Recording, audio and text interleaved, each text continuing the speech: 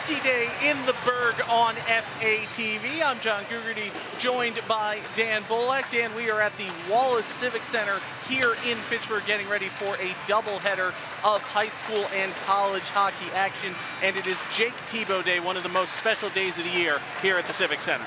It's the third Hockey Day in the Berg to support Jake Thibault. As we all know, the Fitchburg native suffered a severe spinal injury in 2020, but the hockey community has come around to rally and support him and help get him what he needs. He goes through a lot of physical therapy, even today. 3 hours a day, 6 days a week. He's been working very hard. He's been very diligent. Graduated from Littleton Academy, now at Babson, and continuing his life. But nevertheless, the amount of support that the hockey community has given has been tremendous. And here today, for the third year running, we have a day to celebrate and support him. A day for Jake Thibault would not be complete without hockey, and we have two incredible games on tap for you here today. Later today, you will see the Falcons of Fitchburg State play host to the Corsairs of UMass Dartmouth. But up first, Danny, it's the Red Raiders of Fitchburg Monty Tech taking on the Tigers from Littleton and Bromfield. Yep, and we talked with Kevin Lizotte, who's the head coach of Littleton Bromfield. He's very close with the Thibault family, and Jake actually mentioned in an article to Nick Mallard earlier this week in the Sentinel Enterprise that Kevin Lizotte is one of those guys who taught him how to skate. Really someone who that family has been close with. And we were talking with Coach Lizotte before the game. He mentioned the last 2 years, the Littleton Bromfield team would come out to the Civic Center and watch Fitchburg Monty Tech play. But this year, they actually get to play in the game, which is definitely going to be changed, but it's going to be fun. Couple of years as spectators. Now they take the ice on Hockey Day in the Berg. They take on a Red Raider squad that comes in with a record 6-6 on the season, 3-4 in the Coughlin Conference. Littleton and Bromfield are 6-7. They are 4-3 in the Coughlin. So on paper, at least, seems like an even match, although Littleton and Bromfield were victorious the first time these two teams met. That was a 3-0 win for the Tigers, that game being played at the Groton School. And that was a very interesting contest. Zachary Lizotte, Gavin Whirling with a goal and assist each. Andrew Archer got his first varsity goal in the win. Charles Becker and Tyler Brodos combined for the shutout. Becker with 13 saves in 41 minutes. Brodo, 2 saves in 4 minutes. But at the end of the day, the shots on goal tallies at the end heavily in favor of the Tigers, 38-15. Easton Minardi was valiant in goal for the Red Raiders, made 35 saves. He'll be back in net today for the Red and White. And we want to let folks know, as a gentleman just hopped in the press box to ask me, if you know anyone who is in Littleton or Bromfield, that part of the world, or just anywhere who might be interested in an incredible day of scholastic hockey here on FATV, just go to fatv.org. Or, of course, FATV is available in beautiful, stunning, high definition through the FATV app, through your Apple TV, Roku, Android TV devices. We are all over the place, Danny. There's a million places to find us. You can even find us on your old web browser. Just go to fatv.org/civic, and you will have the web stream right in front of you in whatever web browser you like to use. That's 21st century. It's an amazing thing. Feels like every time I come for a production with FATV, it's like, hey, we're available on this, we're available on this. We're very proud of the work that we do here at FATV. We want to get it out to as many people as possible, not just in Fitchburg, although of course we are Fitchburg Access Television. So it is very important that the folks in Fitchburg get FATV however they get it. Indeed. So these two teams are coming off of losses. For Fitchburg Monty Tech, they fell 5-3 to St. Bernard's on Tuesday. Colin Hines with 2 goals, Travis Carlson with his first varsity goal. The Raiders led 3-0 after the second intermission, but it kind of went south in the third period. Dan, you mentioned we got a chance to speak with acting head coach Noah Saracen before the game. He called that game a penalty disaster. And I asked him if we could quote him on that, and he said, yeah, it's accurate. So a penalty disaster for Fitchburg Monty Tech, leading to that defeat in their last game. It was 5 goals in the third period conceded. A power play goal, an extended 2-man advantage that led to sometime, and you can see the bench there. Noah Saracen in the middle. He's the acting head coach for the Red Raiders. Pat Hines on the left, acting assistant head coach.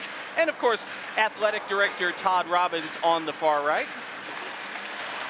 Always a good chance to get Todd some TV time.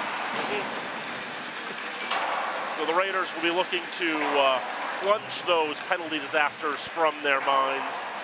Meanwhile, for Littleton Bromfield, last time they played was right here at the Civic Center a week ago when they took on North Middlesex. That game didn't go terribly well for the Tigers. They fell 5-2 to the Patriots.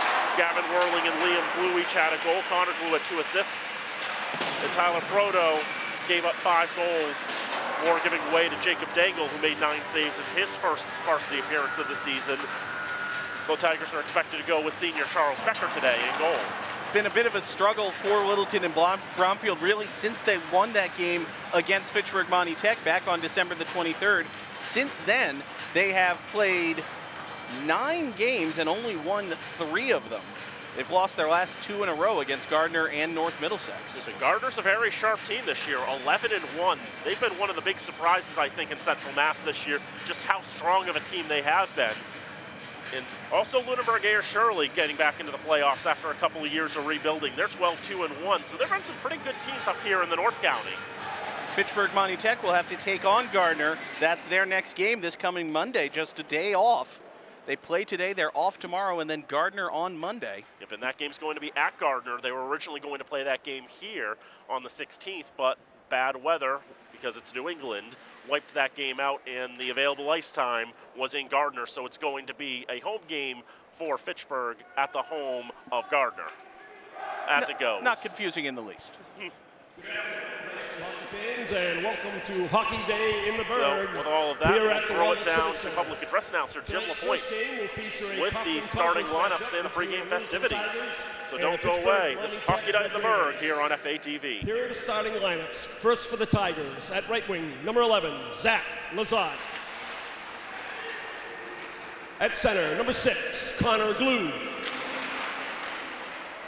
Left wing, number 2, Gavin Whirling. Defense, number 46, Cale Picos. Defense, number 28, Ethan Dangle. And in goal, number 35, Charles Becker. The head coach for Littleton Bromfield is Kevin Lazat. And now for the Raiders, starting at right wing, number 18, Cody Berkio. Center, number 7, Tucker Watkins. Left wing, number 20, Colin Hines. Defense, number 25, Matt Daniels. Defense, number 17, Jackson Leader. In goal for the Raiders, number 30, Easton Minardi. The head coach is Noah Saracen. Officials for today's game, Robert Sachs and Brandon Phillips. Ladies and gentlemen, students, at this time, I would ask you all to please stand as we honor our nation and the flag with a playing of the Star Spangled Banner.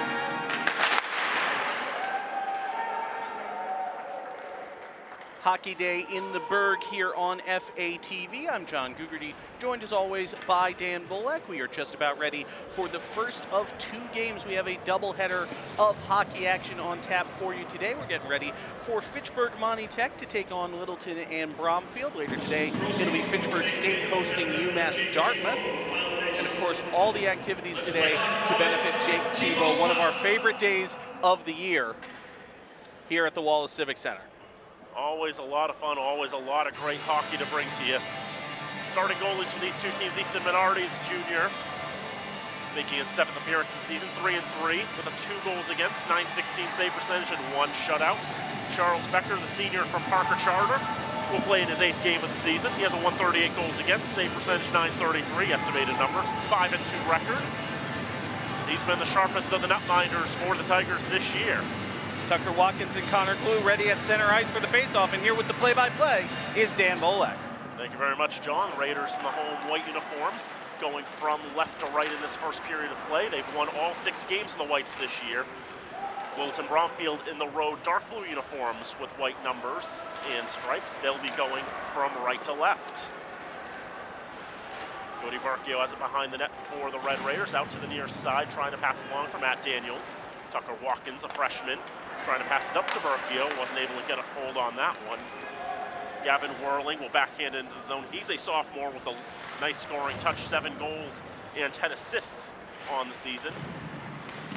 It's a left wing corner behind the net. Connor Glue looking around, but Tucker Watkins will intercept, and they'll move it along the near side boards. Barkio tries to move it along for Leader. He'll come all the way to Daniels instead. Now Leader tries to get it back, but hops over his stick. He'll eventually get in and get a touch on to Barkio. Try to get it out of the zone, but it just barely makes its way completely over the blue line. Over and back means offside with a minute gone. Ethan Dangle tried all he could to keep that puck in at the blue line, but it just went over. You could see from our vantage point here on the near side, just to the right of center ice, was clearly over the line. Good call made by the official. 2 referees in high school hockey, no linesmen, so they've got to call the lines and they've got to make the penalty calls if need be. That puck propelled over the glass and into the second row. 69 seconds gone in this contest. The draw will come outside of the Red Raider zone. As I mentioned, last time these two teams played, the shot total was 38-15 in favor of Littleton Bromfield. You can see already they've really dominated the time of possession very early into this contest.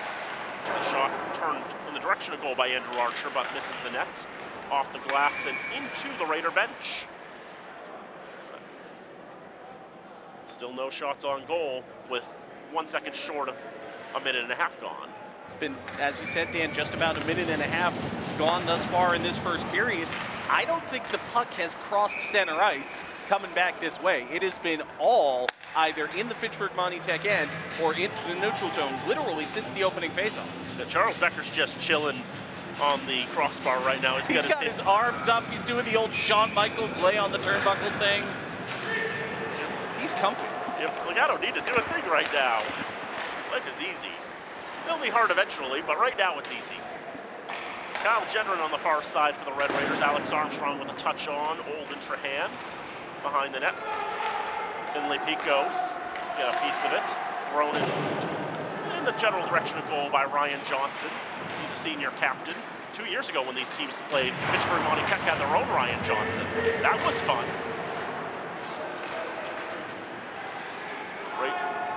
Raiders still holding it back in their own end as the Tigers change up the lines. Gendron trying to break it to the red line. Can they get it across the red line? No, they can't right now. And just held at the red line there by Johnson. He'll get it in the zone, backhanded in. Off the backboards, and Trahan trying to nudge it along. That got caught in some skates. Drew Romeo into the corner. Also interesting, Littleton Bromfield with a number of players in the 40s. Generally don't see that number range in high school hockey, as a shot from the right side is stopped by Minardi. That's jersey numbers in the 40s, not gentlemen in their 40s. They're not blatantly cheating. There are age limits in MIAA hockey. That pass misses Ben Jeanette. It'll come down. Becker will stop it there, as it wasn't going to go for icing. Always nice as a goaltender when your first touch of the game comes 3 minutes in. Ethan King with the shot, pad save by Minardi, a juicy rebound cannot be pounced on by the Tigers. They'll come out of the zone, and an offside against Littleton Bromfield. While we have a moment, let's take some time to thank the underwriters who make this and all remote productions possible here on FATV. Fitchburg Access Television's remote productions are brought to you in part by Rollstone Bank and Trust, Acme Carpet One, Leominster Credit Union, the Sentinel and Enterprise, and Minuteman Press. 11:40 to go, first period, no score. 2 shots already for the Tigers of Littleton Bromfield. Minardi a bit out of sorts as Whirling tried to throw it towards goal. Ethan Dangle punch it off the boards for Connor Glue. He wears number 6. His twin brother Liam wears number 3. Comes out to the left point. Dangle, a shot through a lot of traffic, didn't make its way all the way through. Connor tries to follow on, nothing going there. Now back to Connor Glue in the slot. Wine and a blast, but a misfire off the stick of Joseph Donahue. I think Jackson Leader got in there as well to deflect that puck. Now here's Whirling out in front. He scores! The sophomore from Littleton, Gavin Whirling, with his 8th of the year, opens the scoring for the Tigers.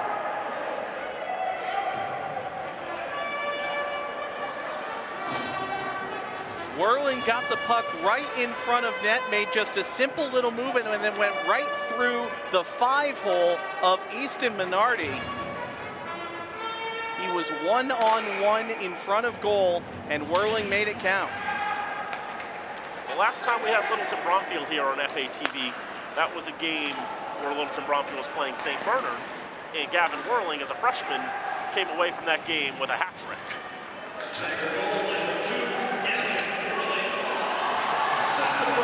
Colin Hines is going to have a breakaway to see if he can try to equalize. Coming on Becker, he scores! Colin Hines answers in 23 seconds. First shot of the game for the Red Raiders, ties the score at 1. Fitchburg Bonnie Tech, Dan, had not had a sustained scoring chance for the entire game, and to be honest, they still haven't. This was just one man making something happen. Colin Hines on the breakaway just beats the goaltender. Nothing Becker could do about it. Ties the game up just as quickly as Littleton Bromfield took the lead. That was just some great moves. There's a shot gobbled up by Becker. He just tosses the puck in frustration after that. Unassisted. It's as if giving up that goal has woken up the Red Raiders.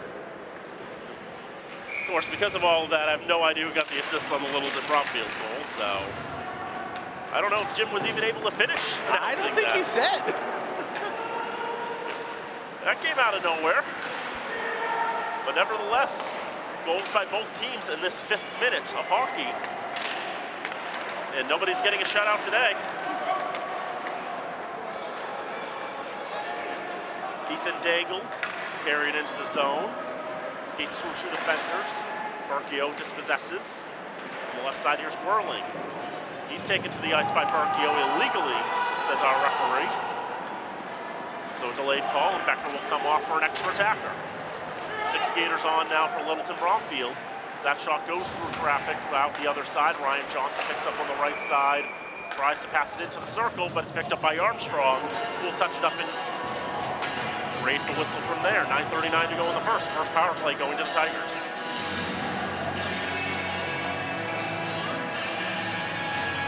Cody Berkio will head to the penalty box. He'll serve 2 minutes.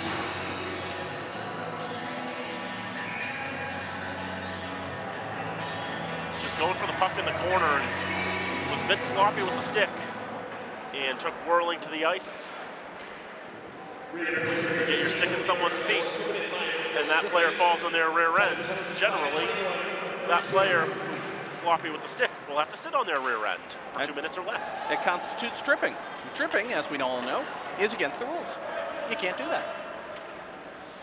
Raiders will spit it down the ice, kill a little bit of time. Kalen Picos, one of 3 Picos brothers on this team, and one of 2 who will be playing in this game. The eldermost, Evan, is not available today. And yet none of the Picos are named Bill. I feel cheated. We'll have a look at the penalty again.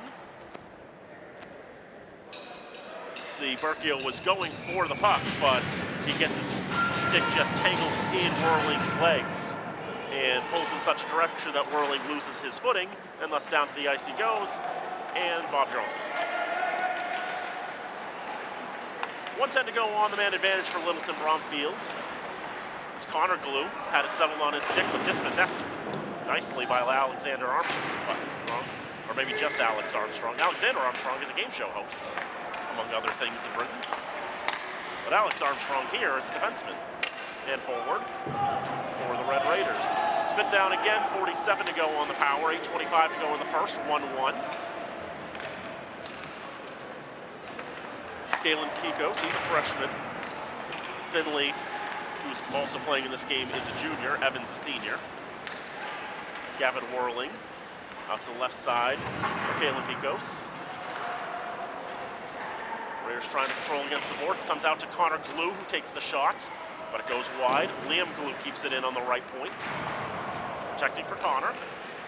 He's keeping control of that puck. Armstrong all over him with 12 to go on the power. Dropped off for Liam. Twin brother chemistry at work there. Thrown into a mess of bodies. Nothing going there. Whirling can't turn anything towards goal. Connor Glue pick it up for Kalen Picos. Penalty is up now. And back to full strength are the Red Raiders as Cody Berkio comes out of the box. Back to 5-a-side with 7:30 to go in the first. But we can see again Littleton Bromfield continuing to control that time of possession. And a good shot there by Romeo, but was blocked in front. Now thrown towards the paint. Armstrong will pick it there. Prevent it from getting to Minardi. Raiders try to get it out of the zone, try to hit that stretch pass to Berkio, but it's intercepted by Ryan Pittarino. He throws it towards goal, and it's dropping on target, but it's gloved by Minardi. 7:04 to go first period, 1-1. Once again, it was Jackson Leader getting a stick in, just deflecting that shot, turned what would have been a hard slap shot into an easy floater for Easton Minardi. 3 saves for Easton Minardi, 1 save for Charles Becker. Nearly 8 minutes complete in this 45-minute regulation contest. Both teams in search of their 7th win of the season. Littleton Bromfield, Romeo. Push it out to the Raider blue line. They'll try to get it back to the Littleton Bromfield blue line, but miscommunication now that splits the defenseman. Even Minardi was thinking maybe I should make a touch on that. The deep pair there, Ryan Gavin and Holden Trahan. Both first-year varsity players. That's turned back in the direction of goal by Littleton Bromfield. Nathan Smith, right wing corner, out to the point. That shot is blocked. A lot of blocked chances by Littleton Bromfield. Fitchburg Monty getting in the way of a lot of the shooting lanes and really disrupting the offense for the Tigers. Littleton Bromfield has controlled the flow of play. The puck has been on their offensive end more often than not, but they don't have that many shots to speak for from it. And that's because, as you said, Dan, of that great play by the Red Raider defenseman just getting in the way of these shooting lanes. There's another one. Yep, and Trahan's without a stick also going down and making that block. Who needs a stick when you got ribs? And legs, Ben Jeanette trying to get it back in the zone. Carlson, Stefanillo in the area as well, Gavin. It's all first-year players on the ice for the Red Raiders in terms of varsity experience. That'll change with Jackson Leader getting out there. He's a sophomore from Fitchburg High School. The player falls to the ice there. There's a chance save by Minardi getting over there as Whirling on the cross-ice one-timer. Maybe held on to it just a split second too long. Tremendous kick save by Easton Minardi. Full extension with the right leg to deny that shot. That was great athleticism. It will be icing in Federation rules. The goaltender going out before the puck does not mitigate the icing like it would in college or the NHL, which is why Becker could go out there and wait for it. In fact, if anything, it helps speed the game up a little because you blow the whistle and the goalie can immediately spin it right back down. The Raiders can also change on the icing too. That's another Federation rule. This one's not going to make its way there to the goal line, so Kalen Picos will have to go and get it. For Liam Blue, Tucker Watkins, part of this top line for the Red Raiders, bothering him a little bit. That misses some targets and makes its way out of the zone. Daniels passed it along for Hines. Here's Berkio. He takes the shot and a save. Hines can't get to the rebound quickly enough. Cleared out over the stick of Leader. Down the ice it will go. And it will go for icing. Face-off will come to one side of Charles Becker. Dan, I want to highlight the play of Ryan Johnson on that last shot by Cody Berkio. There was a very dangerous rebound that came right out to Colin Hines, but it was Johnson who got his stick in there and was able to disrupt Hines and get the puck loose, prevent the obvious rebound scoring opportunity. We also have a look at that last save made by Minardi on the great chance by Whirling. Came in today with 7 goals and 10 assists, high up there in the point scoring categories for Littleton Bromfield. Tucker Watkins in the left corner, looking around. This pass comes to Andrew Archer instead, and he clears it out. The Red Raiders getting a little bit of sustained zone pressure there, which has been coming at a premium and staying with that play the whole time. It's a great opportunity there for Liam Blue. Cleared out of the zone, Johnson from the red line, dumps it right back in and around. Raiders will get to it. It's Daniels all the way for Hines, who has the goal for the Red Raiders. Hines' goal was his 6th of the season. Leader around the boards on the right side for Austin Haas. Kyle Gendron backhands it along. Someone is gloveless as well. That is Liam Blue's left glove. So you know. Not the right one, so that we're clear. It's his left glove, I saw. Puck on the far side, Kyle Gendron skating it up. Raiders not with the best opportunity for an odd-man rush, but they had the numbers. Right side trying to clear it out. Trahan keeps it in. Blocked a shot a couple minutes ago by going to his knees. And that time was able to keep it in the zone, keep the pressure on. Looked more like a goaltender making a save than a defenseman keeping the puck in the zone. Went down way to kick save to keep that one. Kept the pressure on for a little longer. The Tigers able to clear it out. Armstrong pick it up for the red and white. Carried up on the left side. He's still going to goal. And he gets a clean shot away. Charles Becker with the save. Now in front, another shot. Becker with the save there. A scramble in the paint. But Becker battens down the hatches. Gendron had to take that second touch, Dan. There was an awesome one-timer opportunity there for him, but he didn't have a shot right. He had to take a second touch and line up the shot. And that gave Becker the time to get over and make the save. And I'm happy to report that Liam Blue's left glove has been removed from the playing surface. He's now back up to the customary 2 gloves on his hands as the Tigers win the draw and immediately rush up ice to a 3-on-2. And here's Whirling into the zone. Whirling with a move off, and that's a great save by Minardi. I don't think Minardi believed he made the save. He was looking up like, where's the puck? That's just pure reflexes in action there. As Whirling gets there, gets a beautiful pass off. Minardi has no idea where the puck is in that replay. His head is on a swivel, he's looking around. Meanwhile, the rubber's right between his legs. It's one of those, if that's in the back of the net, he believes it. If that's under his pads, he believes it. It's wherever it is. A couple of great chances, wraparound chance that Minardi's able to get from post to post. It's been a sensational first period for the junior netminder. Now the Raiders skating it up from Ben Jeanette. Jeanette into the zone, trying to get around Picos, trying to make the pass off for Nick Atkins. Wasn't in the right position though. Back around to the left side, Armstrong races to that puck, gets it there, throws it around the boards to the near side, kept in by Trahan. 100 ticks the clock remaining in this first period of play. 1-1 the score. Shot through traffic, might have made its way all the way to Becker. He gets the save for that. Now thrown back out in front, now to the point where Trahan will pick it up. Left side, Armstrong's shot is blocked. Second chance thrown into the corner. Atkins tries to get to it on the right side. Controls for a moment, but then cleared out. Zachary Lazat. He's the leading point scorer with 24 on the season. Puts that one wide to the left. Trahan tries to backhand it out. It will come out of the zone. And back into the Littleton Bromfield end as we approach 60 seconds to go in the first period. Hopkins and Hines work together to dispossess Dangle. Comes out of the zone. Johnson will spin it back in, where the Tigers can't touch because they had to tag up. Now everyone back properly onside and stolen away by Liam Glue. He gets the shot off, but it's wide to the left. Johnson on the left side boards, digging at it, looking for Liam Glue.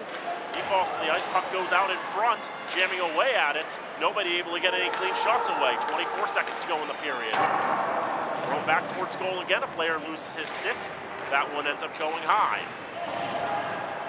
That's Holden Trahan, who is currently stickless. That's not the first time this period, is it? I don't think so. That's at least the second. I don't want to say put some stickum on those gloves. I don't think that's actually helpful. Trahan looks like me when we're setting up for an FATV production. He's just kind of idling around trying to look like he's useful. And that brings an end to the first period of action. Littleton Bromfield controlled it early, but Fitchburg Monty Tech got some chances late on. But it was that first chance that they got, Colin Hines' goal equalizing 23 seconds after Gavin Whirling opened the scoring. And through one period of play, it's 1-1. I gotta say, Dan, for Noah Saracen and this Fitchburg Monty Tech coaching staff, you've got to be not necessarily relieved, but certainly just, okay, exhale, take a deep breath. With the way the pace of play and the flow of the game was going, especially in the later stages of that first period, Littleton Bromfield, rather, they could have had 2 or 3 goals very easily. Fitchburg Monty Tech has got to be like, okay, it's tied. We got through that one. Now we need to make some improvements.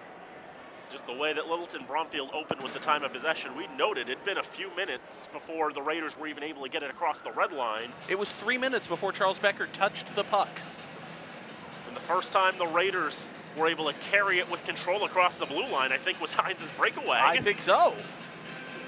Just shows to how things change so quickly. But Colin Hines, as a senior captain and a noted goal scorer for the Raiders, did what he needed to do to equalize the score.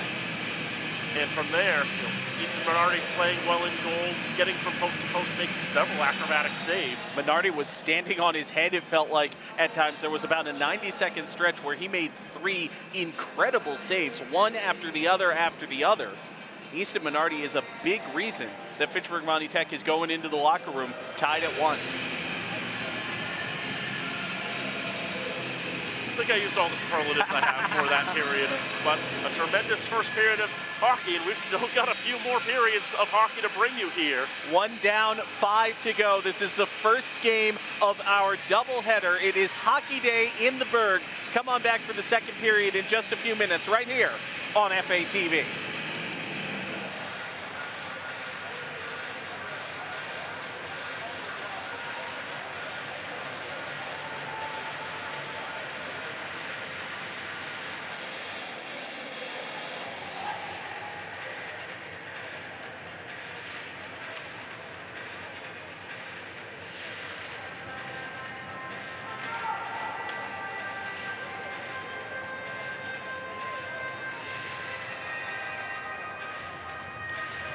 Back here at the Wallace Civic Center, Hockey Day in the Berg on FATV. I'm John Gugerty, joined, of course, by Dan Bullock. It is 1-1, Fitchburg Monty Tech tied with Littleton and Bromfield as we get ready for the second period of action. But before we do, we want to take a look at some of the highlights from a very exciting first period here on FATV. Floater shot made, but one of the easier saves you could say for Easton Minardi when he had to make saves like that. It was a very impressive period overall for Minardi. Charles Becker also solid in net for the Tigers. He came away with 5 saves in the first period, including shutting down the scramble in front of his net. There's another great save there by Minardi where we're not sure if he even knew where the puck was. He certainly looked for all the world like a man who didn't know where the puck was. Great wraparound there. This was the first goal from Gavin Whirling that went through the 5-hole. And we're back to action here for the second period. Second period of action underway here on FATV. Teams have changed ends. Fitchburg Monty Tech on the right side being attacked by Littleton and Bromfield. I'm going to say Lunenburg at least 4 times today. I apologize in advance. Take it in for the Tigers. Connor Glue in the left corner. Gets it to Gavin Whirling. Whirling will take it behind the ice, behind the net rather. Sends it back out to Ethan Dangle. Dangle sends it right back. There's Glue again. Connor Glue back for Dangle. Like a participle, that one just kind of dangled away from him. Comes back out to center ice. Connor Glue gathers, takes it back in to the offensive end for Littleton and Bromfield. Poked forward by Whirling. Glue's got it again. Glue and Whirling dancing with each other. Some Red Raiders in there as well. Back out to Kalen Picos. He gets it forward to Glue again. Back to Whirling, now to Glue. Glue and Whirling, those are the only two names I need to know. Calling hockey's actually very easy, it turns out. Sent back out to center ice, pursued there by Ethan Dangle. Chased down by Colin Hines. Dangle sends it forward to Zach Lazat. Lazat gains the blue line, goes to the end line, runs into 3 Red Raiders, loses control of the puck. Those two facts, they're related. This is Liam Glue now. Takes it back behind the net. Pursued by Austin Haas. Jackson Leader menacing the puck for the Red Raiders. Liam Glue out to center, poked clear there by Berkio. Comes back behind the net for Liam Glue. He'll send it back out to Ethan King, who sends it right back behind the net. Glue centering pass, not there for Finley Picos. Sent back to the left corner. Andrew Archer leaves it off, shot, save made by Easton Minardi. We'll get our first stoppage of the period, 12:46 to go, still tied at 1.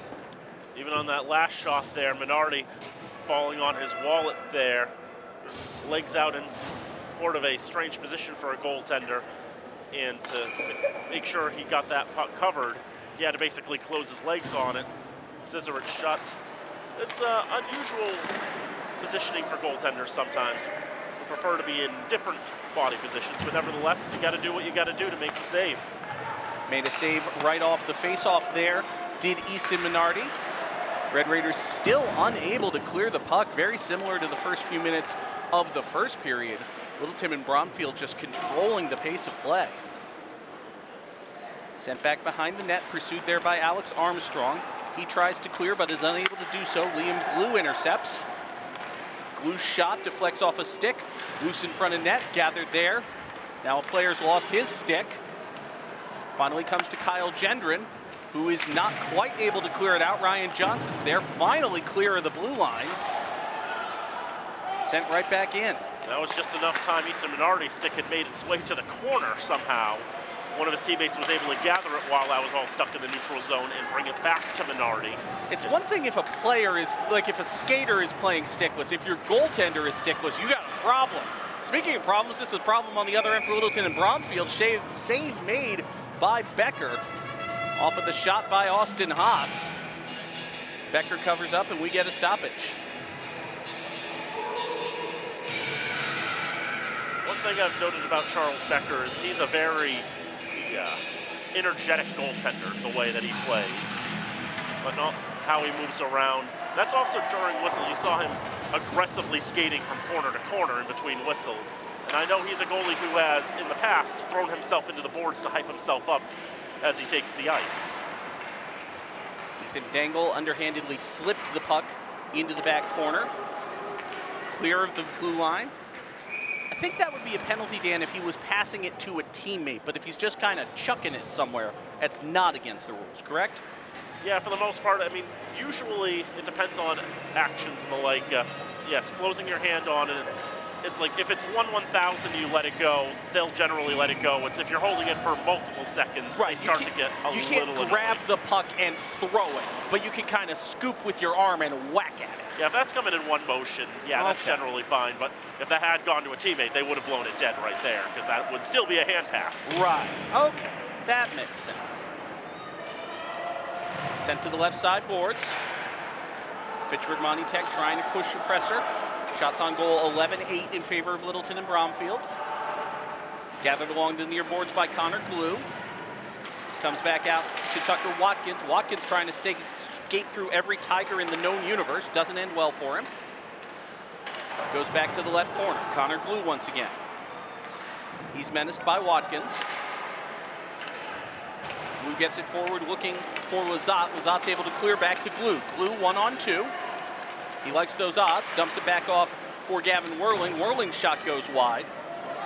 Glue will pursue. Loses the handle. Ryan Gavin sends it all the way around. Connor Glue is down in the right side corner. You got tied up with a Raider in the corner there and fell to the ice. Puck was not available, so at the very least this will be interference. I believe if there is a penalty to be called. Take a look at it again. Glue right there. That's Colin Hines. You can't do that, buddy.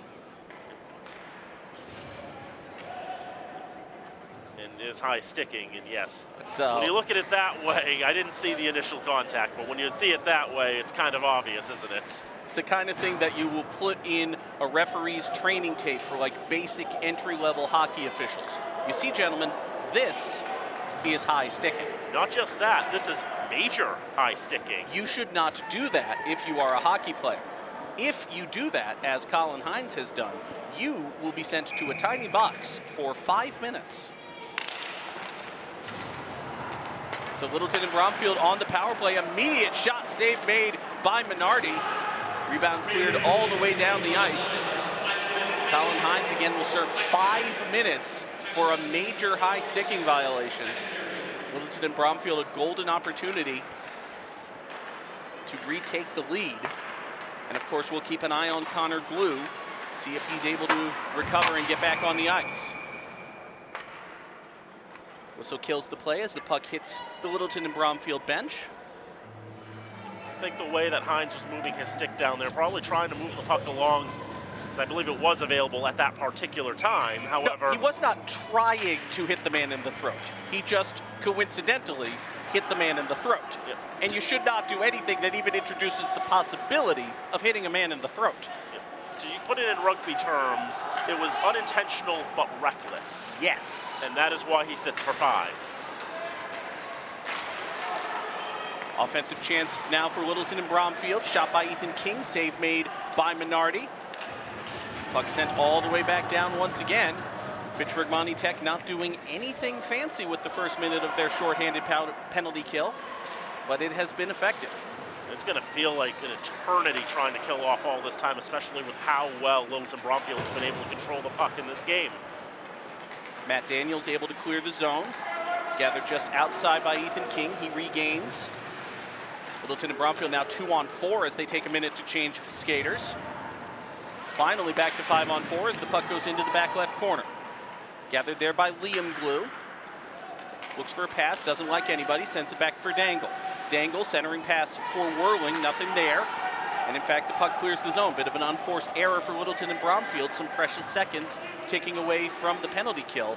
But still, Austin 316 says plenty of time for the Tigers. Zone gained now by Zach Lizotte. Centering pass to nobody in particular. Liam Glue decides to jump on it. His pass back to Connor Glue. Good to see him back on the ice. Connor to Liam. Centering shot. Actually, that was by Whirling. My apologies. Save made by Minardi. Cody Berkio battling for the puck on the far side boards. Connor Glue comes in and grabs it. Now he's menaced by Berkio. Sends it back. Shot from the corner. Deflected in front of goal. Nobody knows where it is, except for Gavin Whirling. Gavin Whirling dove in. There were 4 skaters in front of goal, Dan. I don't think any of them knew where the puck was. Gavin Whirling came in, and was it Whirling or Glue who ultimately put it in? It's a good question. You know, the puck they were battling for, it was in front of the blue paint. There were so many players jamming away at it, and eventually it made its way to a player waiting right on the doorstep. It just came to him at the right time, and he potted it through. And the Tigers have retaken the lead, and remember, Goal is given to Connor Glue, so Whirling made the initial shot, but it was Glue on the rebound who actually got the goal. So Connor Glue, who was high-sticked, leading to the 5-minute major penalty, is the one who scores the goal. And perhaps the first goal, as with the 5-minute major, Fitchburg Monty Tech is still shorthanded. They don't give any assists on this one.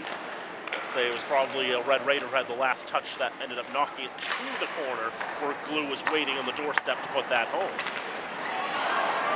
Great defensive work there by Jacob Pruno, just clearing that out.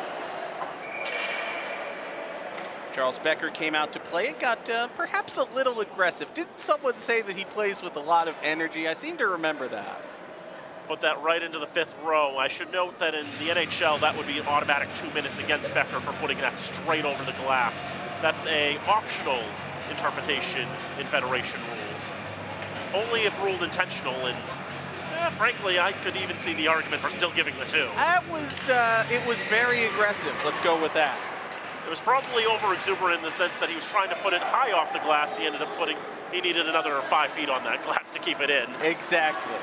Gavin Whirling gains the zone. Whirling shot, rebounds. Glue tried for another, couldn't get it. Still loose. Now comes to the near side boards. Grabbed there by Liam Glue. Liam's shot blocked. Tucker Watkins got a stick on it. Tumbling to the ice is Holden Trahan. Connor Glue centering pass. Shot goes wide. Off the stick of Zach Lazat. Grabbed by Whirling. Whirling sends it back to Liam Glue. And it was an over and back. It got over the blue line. Liam Glue took it back over. That is offside. We get a whistle and a stoppage. 6:23 to play here in the second period. Let's take a look once again at our underwriters here on FATV. Fitchburg Access Television's remote productions are brought to you in part by Rollstone Bank and Trust, Acme Carpet One, Lemonster Credit Union, the Sentinel and Enterprise, and Minuteman Press. 6:07 to play here, second period.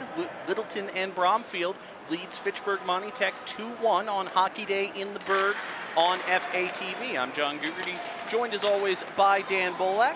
Ethan King gains the zone for Littleton and Bromfield. His centering pass is broken up.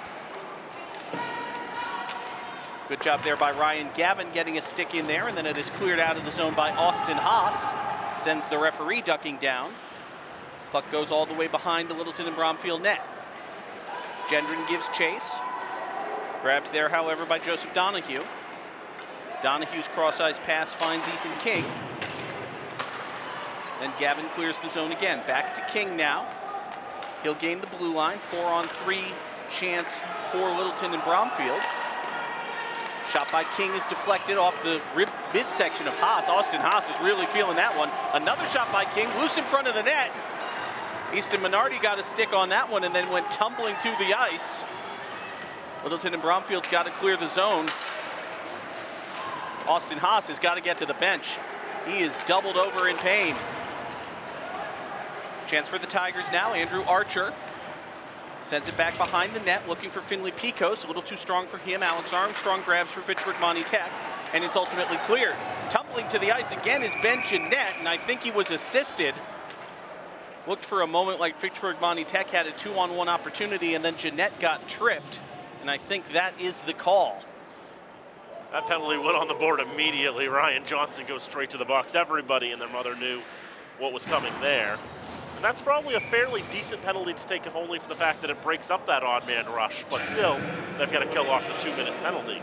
Fitchburg Monty Tech has served the last of the 5-minute penalty from the major high sticking. Now they get a chance on the power play. Start with the face-off in the offensive end. This is their first power play of the night. Littleton Bromfield, I think, got on that 5-minute major about 7 shots on goal, one of which went in. Poked away by Zach Lazat. 2-on-2 shorthanded opportunity for Littleton and Bromfield. Back there to grab it for the Red Raiders is Alex Armstrong. He'll clear it out of the zone, but it's sent right back in. Jackson Leader across center, across the blue line, and poked right back out. Tigers say no way. Try the other side, will Fitchburg Monty Tech. Berkio's cross-ice pass is intercepted. Lazat's got it. He loses the handle to Watkins. They fight for it directly in front of us here in the press box. Sent back down to the right side corner, grabbed by Whirling. He goes cross ice looking for Colin Hines. It was Armstrong looking for Hines, my apologies. Sent right back out by Littleton and Bromfield. 1:10 to go on the power play. Fitchburg Monty Tech doesn't even have a shot yet. Alex Armstrong skates it out of his zone, loses the handle. Grabbed at center ice by Watkins. Watkins looking for help. He's got 3 Tigers around him. They're not going to offer any. Instead, they'll poke the rubber down the other end, where it's grabbed by Easton Minardi. Every Tiger in skates and not wearing goalie pads was surrounding Watkins as he entered the zone there. Alex Armstrong sends it in. Tigers say no, get that out of here. There will be no vulcanized rubber on this side of the ice. Thank you very much. Colin Hines rather insists on the matter. Looking for a pass, sends it forward to Armstrong. Armstrong dumps it ahead to no one in particular. Goes all the way around the left side corner, grabbed there by Littleton and Bromfield. Comes to Berkio. Now Hines, his shot save made by Becker. First work he's had to do on this penalty with just 10 seconds left on it. Chance for Fitchburg Monty Tech to maybe get something going in the dying seconds of the man advantage. Colin Hines sends it in off the referee, which is cheeky, but you can get away with it if you try. His centering pass shot goes off the stick of Bruno, and now we are back to even strength. 2:33 to play, second period. Tigers lead 2-1. Great stick work there by Lazat. His shot save made by Easton Minardi. I should note, in case you're confused, it is Fitchburg Monty Tech who had the man advantage for most of the last 3 minutes. You would be forgiven if you thought it was the other way. Just strong pressure there by Littleton Bromfield. And one thing to note on that last chance, how Zach Lazat was just barely able to stretch out and keep his foot on the blue line to stay onside when he received that pass to create that opportunity. So he's just a split second earlier, doesn't try to hold on like that, it's just offside instead. And it's not a good scoring chance like it ended up being. Gavin sends it for leader, back to Gavin. Comes out to Gendron. Fitchburg Monty Tech unable to clear the zone. Haas will grab it back behind the net, but he loses the handle. Colin Blue tries to make a wraparound happen. Stop trying to make wraparounds happen. They're not going to happen. Kyle Gendron gains the blue line, loses the puck, grabbed there by Haas. Haas's shot, save made by Becker, goes up and over the net back behind him. Sent back around for Haas. 1:47 to play here, second period. Leader keeps it in. Connor Glue clears it out. Sends it all the way down. Jackson Leader will give chase. New Jersey's on the ice for both sides.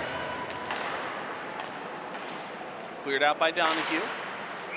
Batted at by Pruno. And they say the puck goes out of play. We'll get another face-off. 1:25 to play here in the second period. Shots on goal for the game, 20-9 in favor of the Tigers. And for this period alone, that's 12-3 for the blue, gold, and whites. Face-off comes center ice. Ultimately controlled by the Tigers, although it's poked at by the Red Raiders. Sent into the zone by Ben Jeanette. Comes all the way in on Becker. He'll cover up. And we'll get a face-off this time in the offensive zone for Fitchburg Monty Tech. For all that hacking and slashing off that face-off and nobody ever really having any control, they'll take a win for that just to force the offensive zone draw. Face-off won cleanly this time by Jeanette, but losing the handle is Armstrong. Now a 2-on-1 for Littleton and Bromfield if they hurry. Liam Klug tried to center, lost the handle, gets a shot off, and it goes wide. Comes all the way back out to the blue line and Dangle. He sends it back in.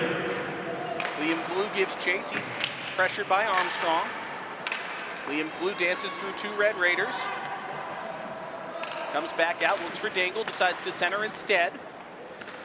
Don't think Finley Picos was really ready for that one. Picos tries to center, and it is cleared out. 40 seconds left in the period. Littleton and Bromfield has to clear. Gives the Red Raiders a chance. Armstrong advances it forward to Chris Stefanillo. Stefanillo dumps it in, but it's grabbed there by Kalen Picos. Kalen will send it around to Lazat. Lazat back for Picos, grabbed instead by Whirling. Littleton and Bromfield try to make something happen with the last 15 seconds of this period. Poked clear by Carlson back into the offensive zone. Littleton and Bromfield now just skating around with it, get it back out to center ice. Connor Glue tries to make a pressure, but can't happen, sends it all the way back in. Ethan Dangle will grab and run out the last few seconds of the second period. We'll go to the locker rooms with Littleton and Bromfield leading 2-1. Another period, Dan, where if you just watch the game and you don't pay attention to the score, you would think Littleton and Bromfield is leading by 3 or 4 goals. And then you look up and it's like, oh, well, for Fitchburg Monty Tech, that's not so bad. Now after the first, Just listening to Jim LaPointe talking about the previous goal, see if there were any assists on that lone goal we had in the period from Connor Glue, but there were none. So just the unassisted goal on the loose puck that made its way to Glue on the doorstep, and the man who drew the penalty that led to the major power play gets the lone goal on that major power play, and in fact the period. 13-4 were the shots on goal in that second period. Littleton Bromfield very much had the advantage, and that major helped. acting head coach Noah Saracen referred to their last game as a penalty disaster for Fitchburg Monty Tech. It was one bad penalty that led to the disaster in the second period here today. Littleton and Bromfield go to the locker rooms with the score 2-1 in favor of the Tigers. And again, Easton Minardi's goaltending play has been sharp and solid. Can't fault him for either of the goals he's conceded. 19 saves keeping his side in the game. Charles Becker just 9 saves required. Nothing of significantly high danger in that period. The Raiders will try to see what they can do for the third period. See if they can get one quick strike again and work from there. After all, that's how they got their goal from Colin Hines back in the first period. You'd love to see more control, more sustained offensive pressure for Fitchburg Monty Tech. But as you said, Dan, sometimes it's just one moment of brilliance. In the first period, it was Colin Hines making something out of nothing. Maybe Fitchburg Monty Tech can get that again. We will see. But folks, even after this game, don't go anywhere. We want to let you know one more time that after the conclusion of this game, there is another game here on Hockey Day in the Berg on FATV. Fitchburg State University will play host to the Corsairs of UMass Dartmouth. Really looking forward to that one. Indeed, that's going to be another exciting game in a MassCAC this year where anything can happen. That'll be a 3 o'clock puck drop. We'll hope you'll stick around for that one. But we're going to have more exciting hockey for you after this one's done here between Fitchburg Monty Tech and Littleton Bromfield, a game that looks like it could very much go down to the wire. Plenty of exciting hockey to come. Hey, folks, if you're in Fitchburg and you want to come on down to the Wallace Civic Center. It is Hockey Day in the Berg. All proceeds today going to the care and treatment of Jake Tebow, a very worthy cause. But at the same time, if it's cold or if you're in Littleton, we understand. We'll be here with you on FATV. Dan and I will take the rest of the intermission break with the players, but we will have the third period of action for you in not too long a time right here on FATV.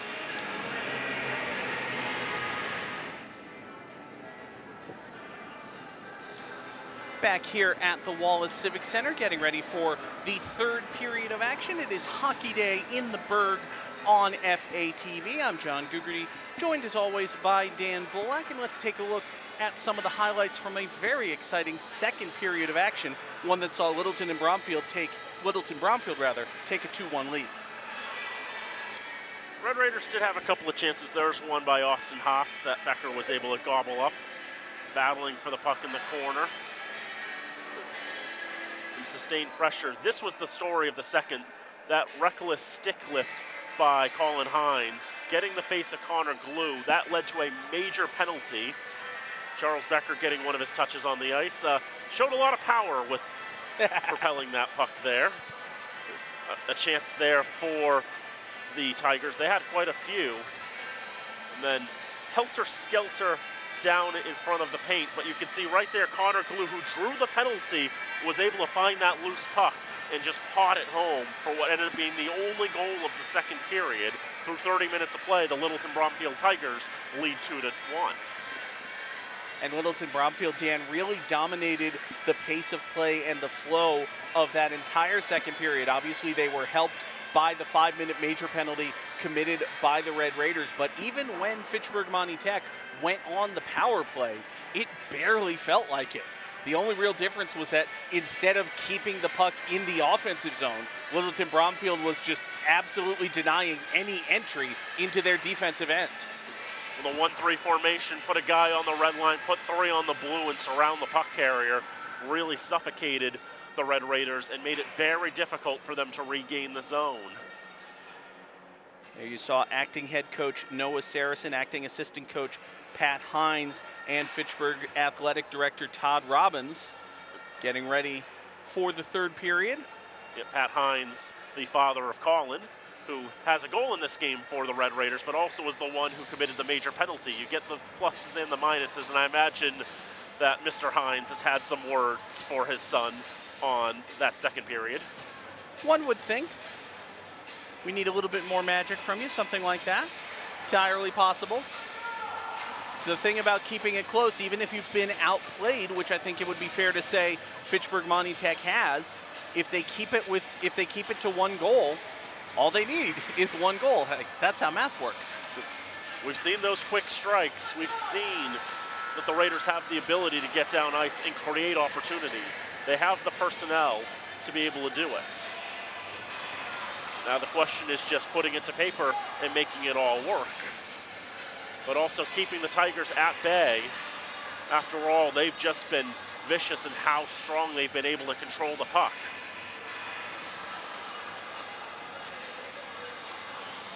And you've got to think, Dan, on the other side for Littleton Bromfield, they've got to be thinking, keep pushing it, keep the pressure on. Fitchburg Monty Tech is going to crack. And once they do, we're going to start pouring it on. It might not be 3-1, it might be 4, it might be 5, as long as we keep it going. And both of these teams battling for positioning in the top 32 in Division 4. Fitchburg coming into today in 27th in D4, and Littleton Bromfield in 21st. You want to try to win by by 3 goals or more, but maximum 3 goals will be applied to the power ratings to help boost your rating. So for Littleton Bromfield, they have a 1-goal lead right now, but they know that making it a 2-goal lead and a 3-goal lead will be better for them as they continue to jostle for position in the top 32, especially if you're in a position where at the end of the regular season, you are not above 500. Since top 32 teams, regardless of record, will get in. In fact, Ron Dunstable, I think, holds the last spot, and they only have 1 win on the season, but they've played such a challenging schedule that they are in that playoff spot right now, but just ever so slightly. Raiders going left to right, having trouble controlling. Connor Glue had that pop off his stick on the pass from Zach Lazox. Kept in the zone again by the Tigers, and we've seen a lot of this in this contest, a lot of zone time by the Tigers. How well they've been able to control the puck as that's dumped down the ice. It will go for icing. They will allow that to go. It's no-touch icing, and in college or the NHL, perhaps they would have said that Ethan Dangle certainly looked like he was had the ability to play that. For that one. Yeah, they would have ruled that obtainable and waived it. They could have done it there. They let it go. They called the icing, and the draw comes to the right of Minardi. Twice the Raiders have gotten it into the Littleton Bromfield end in this period, and both times it made it to the goal line for an icing. Out in front! Another great chance. Finlay Pecos with the shot, and Minardi was able to stop it. Hearts and throats for a moment, I think, by everyone on the ice who wasn't quite sure where it had gone. Dan, I was sure where it had gone. I was sure that it had gone through Easton Minardi's legs and into the back of the net. How did he make that save? The same way he made that same kind of save in the first period. He goes down to the ice and it goes underneath, basically into that section between the legs. He's stopping it with that area, I think. I see. 90 seconds gone, all Littleton Bromfield in this period. 20 saves for Easton Minardi. As it goes to the right side for Finn Pecos. On the net, Gavin Whirling crunched into the boards. Off the boards, and the Raiders can make a 2-on-1 out of this with Kyle Jetgren. He passes off for Jacob Bruno. He's got a break on goal, shoots wide! That could have been the moment right there where the Raiders could have tied it. Everything but the finish. Austin Haas in the red line. Jetgren staying on side on the left wing. Shot was blocked by King. Now Haas coming around to the left side, trying to keep it along with the skates. The pressure there from Archer, delayed penalty against Littleton Bromfield. And another player went to the ice. They blow the whistle there. I think they might be taking 2. Certainly looks like it. Jacob Pruno immediately turned around and started having a conversation with the referee. They're going to send Pruno to the box as well. Ryan Johnson will sit for 2 for the initial penalty, and Pruno for the one after will also sit. Those quote-unquote match, so he'll cancel out. So we'll stay 5 aside. As we know, in other levels of hockey, we'd play 4-on-4 for 2 minutes, but not here. That Federation rulebook, what are you gonna do? Here's a 2-on-1 for the Tigers. Connor Kloof needs whirling. Oh, but we had offside first.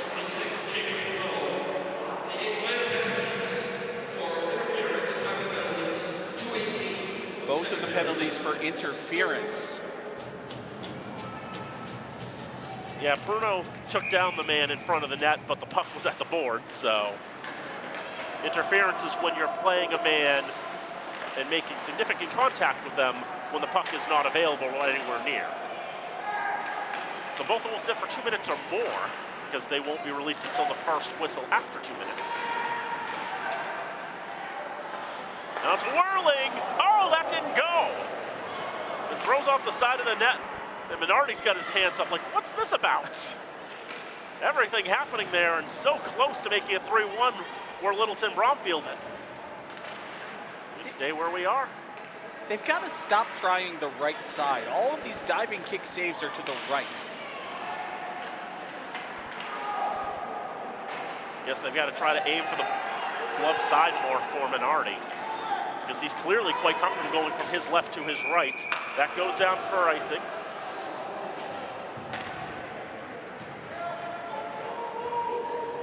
One thing I'd like to note too for Littleton Bromfield today, in something that you pretty much will never see anywhere else, the Tigers have dressed 4 goaltenders today.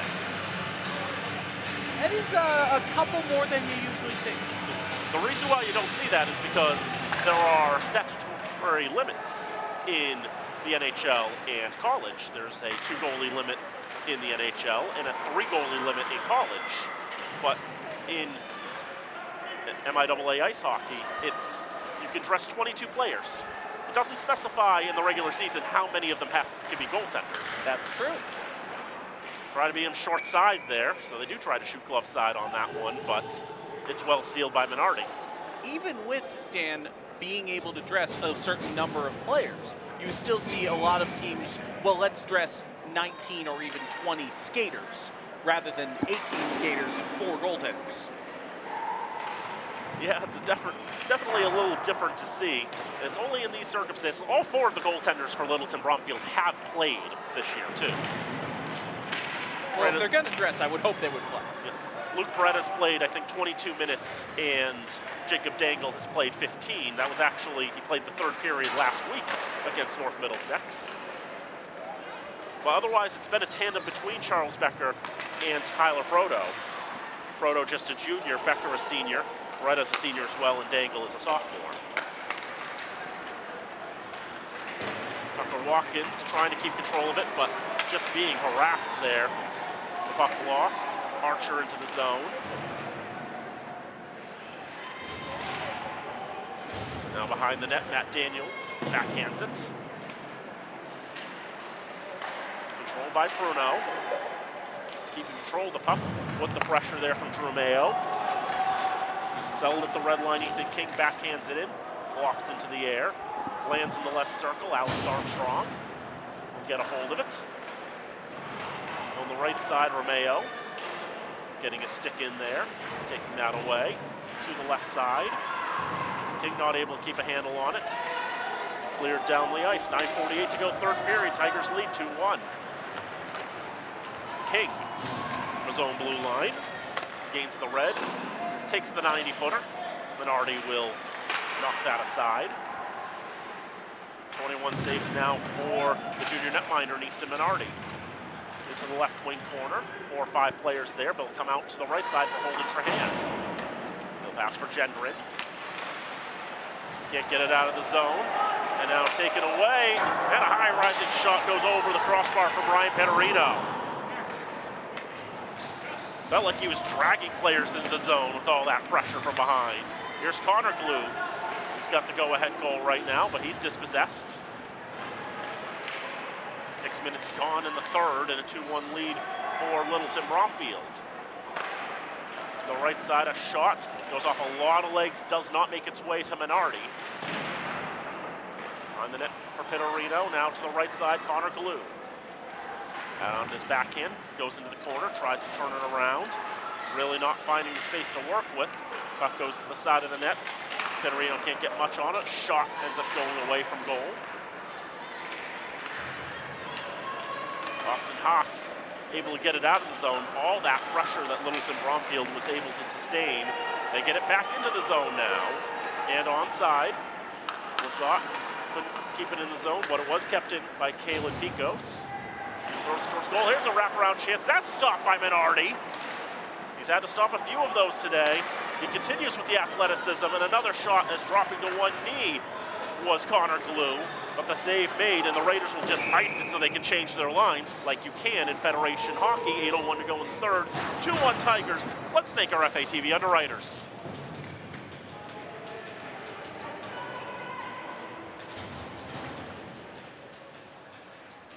Fitchburg Access Television's remote productions are brought to you in part by Rollstone Bank and Trust, Acme Carpet One, Leominster Credit Union, the Sentinel and Enterprise, and Minuteman Press.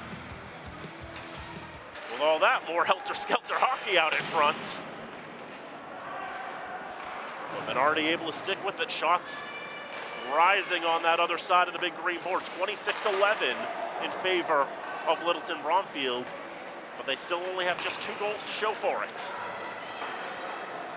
Out to the right point, held by Dangle. His shot misses the mark. Atkins tries to get it out of the zone with a touch. Settled on a backhand by Picos. Finley now to the right side, shot save, rebound, pinballing in the paint. It still does not go. Matt Daniels deserves a lot of credit for diving in front of that puck.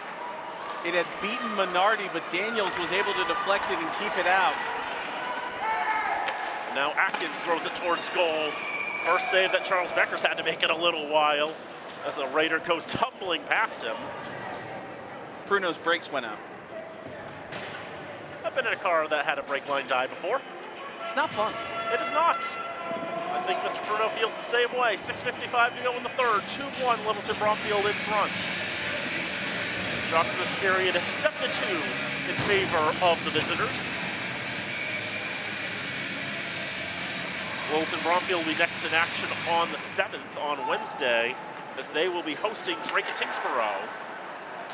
They're coached by Fitchburg State legend Jeff DeRoss. That game will be a 7:30 start from the Grand School.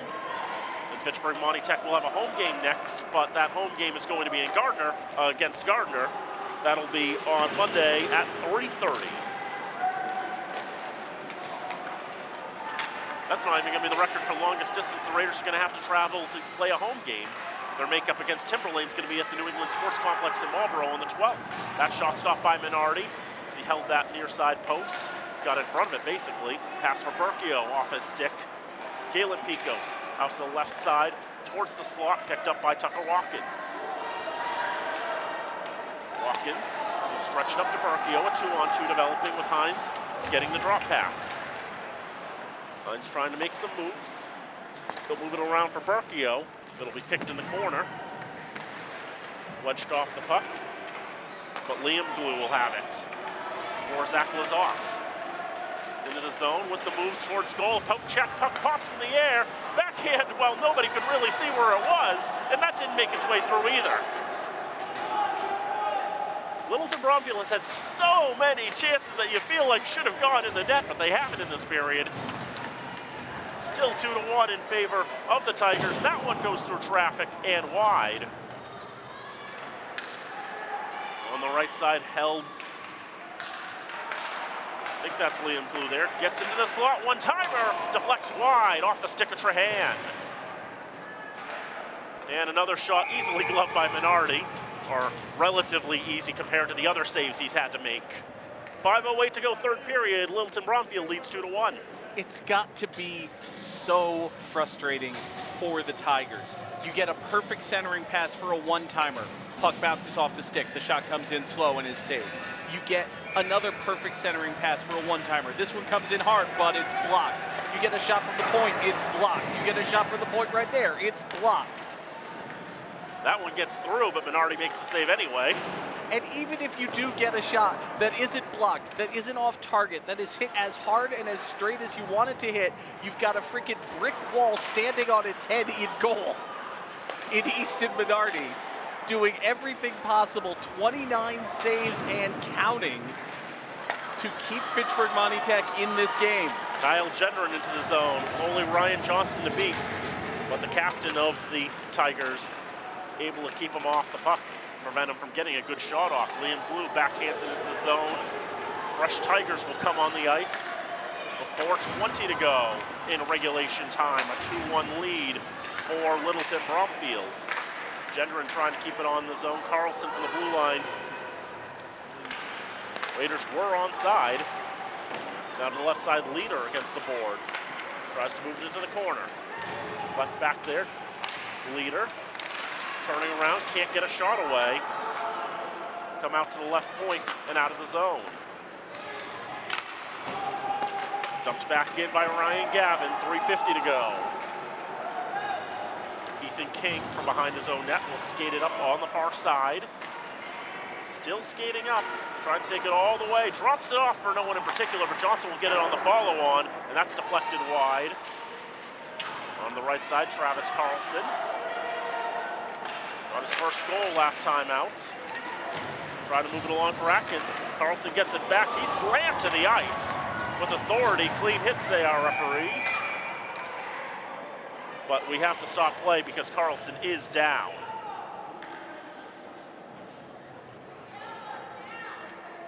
It was just a hard hit right to the sternum. See it knock the mouth guard out of Travis Carlson's mouth. Just one of the more vicious hits we've seen in this game today, just thrown to the ice. I was wondering if there was an elbow up there or something.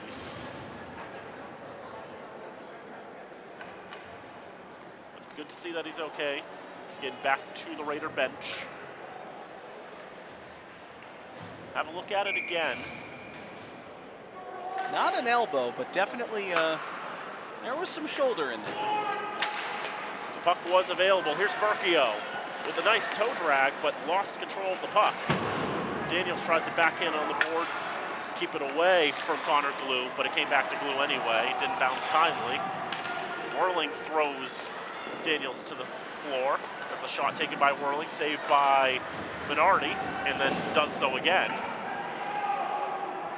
2:50 to go in this contest. Flipped down through the legs of Whirling to Berkio. His pass on for Hines ends up finding a Tiger first and Dangle. Now loose puck to the Raider blue line. They'll pick it up. Daniels can't move it along.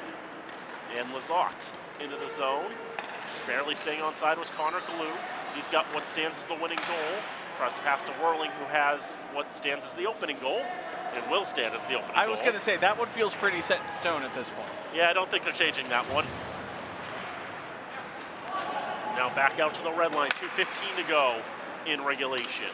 Tigers holding on to that 2-1 lead. Raiders held to just 2 shots in this period. It's Liam Glue into the zone on the left circle. Go around, pass it to the right side. Settled down by Finley Picos. He can't do anything with it. This one out of the reach of Watkins. He dropped off there, knowing that he wasn't going to get to that puck before it got to the goal line. So the icing is called.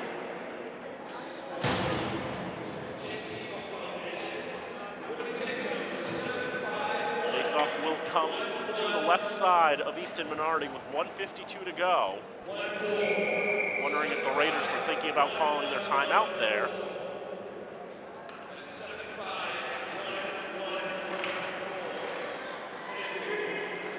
wait just a little longer. Kyle Gendron. His pass misses the mark. Liam Blue blasts it back into the zone. Come back to Gendron. Now for Trahan, pass. Up near side. Bruno. On for Leader. Will throw it in with 1:25 to go. And Becker's not comfortable with where that puck is, so he jumps on top of it. Looks like it may have just come loose just as he put his glove on top. But player safety, and they lose sight of the puck, they blow the whistle. 1:22 to go in regulation. Face off to the left of Becker. Are we sure that Becker actually had control of that puck, Dan? Let's take a look at this again real quick. Well, it's player safety at that point. He's going for the cover there, and they blew the whistle. I know they blew it early. They wanted to be sure that he's not putting himself in a spot of danger.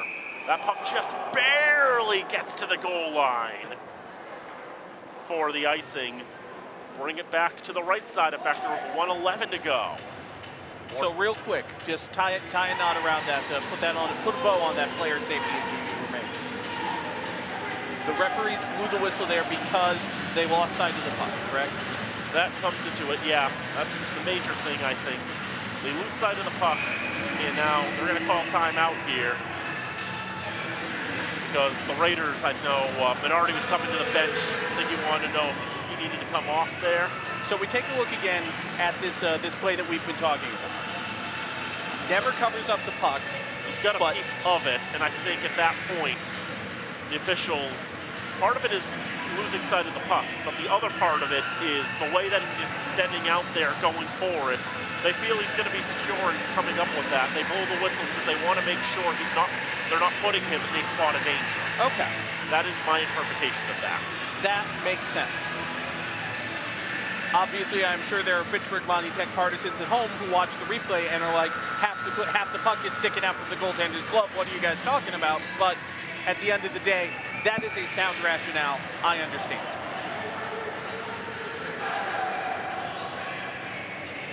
A couple of quick chances that the Raiders had. There was the shot by Bruno there that went just wide.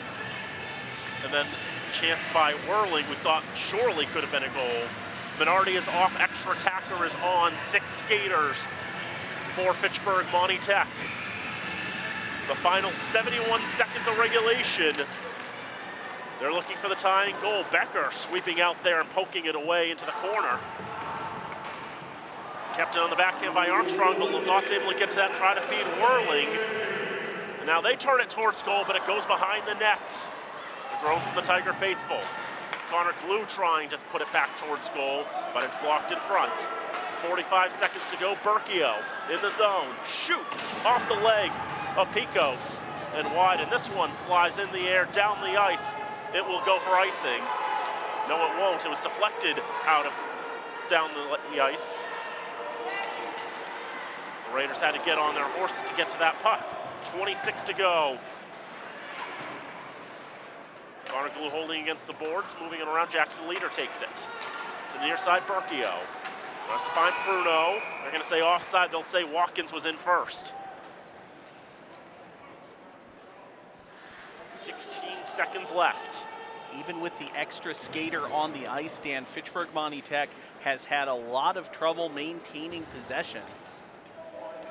Littleton Bromfield once again just not allowing any sustained time in the offensive zone for the Red Raiders. And it's so good at that today. Long distance shot misses.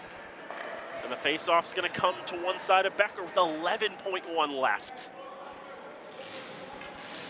Shots in this period 11-2 in favor of the Tigers. Trying to close this one out and get their 7th win of the season. Raiders would like their 7th win as well, but they need a goal in the next 11 seconds. Draw is won by the Tigers. They'll be content to just hold it against the boards. It's underneath Liam Blue. They have to blow the whistle there because it's clearly unavailable. And they do stop play with 3.3 left. Liam Blue lost his stick, Dan. At some point, he was just curled up almost in a ball on top of the puck with Fitchburg Monty Tech players jabbing at it.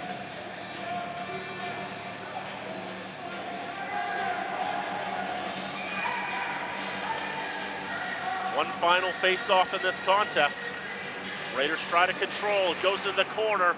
Tigers will pull it there and run out the rest of the clock. Littleton Bromfield will take it 2-1.